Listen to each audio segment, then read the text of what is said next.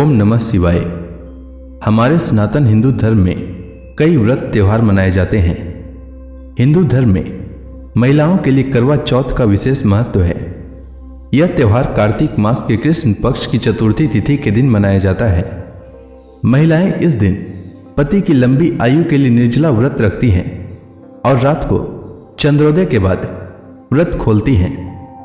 यह व्रत सूर्योदय के पहले से शुरू कर चांद निकलने तक रखना चाहिए और चंद्रमा के दर्शन के पश्चात ही इस व्रत को खोला जाता है। शाम के समय चंद्रोदय से 1 घंटा पहले संपूर्ण शिव परिवार यानी शिव जी, पार्वती जी, नंदी जी, गणेश जी और कार्तिकेय जी इनकी पूजा की जाती है। पूजन के समय देव प्रतिमा का मुख पश्चिम की तरफ होना चाहिए और व्रती को पूर्व की तरफ मुख करके बैठना चाहिए। करवा चौथ के दिन को करक चतुर्थी के नाम से भी जाना जाता है। करवा या करक मिट्टी के पात्र को कहते हैं जिससे चंद्रमा को जल अर्पण, जो कि अर्घ कहलाता है, वह किया जाता है। पूजा के दौरान करवा बहुत महत्वपूर्ण होता है और इसे ब्राह्मण या किसी योग्य महिला को दान में भी दिया जाता है। आइए जानते हैं कि इस साल 2023 में करवा चौथ कब है, शुभ मुहूर्त क्या है और करवा चौथ से जुड़े कुछ प्रश्नों का उत्तर। तो करवा चौथ का पर्व कार्तिक मास के कृष्ण पक्ष की चतुर्थी तिथि के दिन मनाया जाता है और इस बार कार्तिक मास के कृष्ण पक्ष की चतुर्थी तिथि का प्रारंभ 31 अक्टूबर को रात 9:30 से होगा और चतुर्थी तिथि की समाप्ति 1 नवंबर को रात 9:19 तक होगा। उदया तिथि के अनुसार कार्तिक कृष्ण चतुर्थी 1 नवंबर को है और करवा चौथ का व्रत भी 1 नवंबर को ही रखा जाएगा। 1 नवंबर को दिल्ली में करवा चौथ पूजा मुहूर्त शाम 5:36 से शाम 6:54 तक रहेगा। करवा चौथ का व्रत समय सुबह 6:33 से रात 8:15 तक रहेगा। करवा चौथ के दिन चंद्रोदय का समय रात 8:15 होगा। दिल्ली के अलावा वाराणसी में करवा चौथ पूजा मुहूर्त शाम 5:17 से शाम 6:34 तक।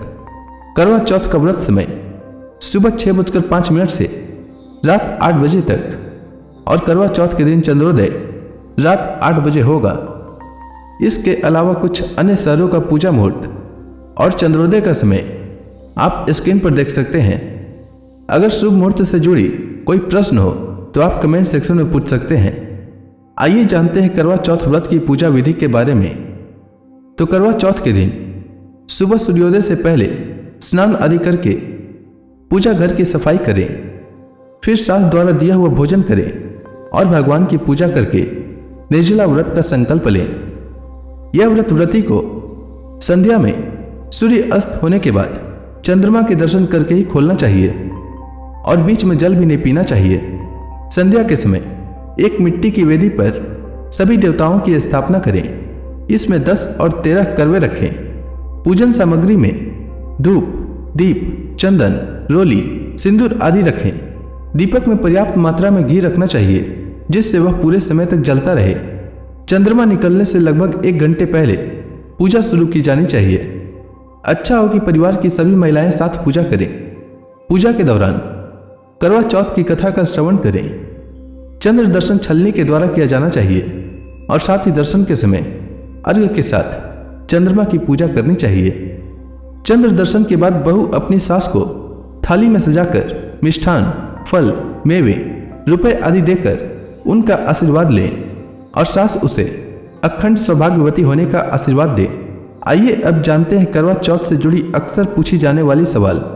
पहला सवाल जो अक्सर लोग करते हैं कि करवा चौथ पर सास बहू को क्या देती हैं। तो करवा चौथ पर सास अपनी बहुओं को सूर्योदय से पहले सरगी देती हैं।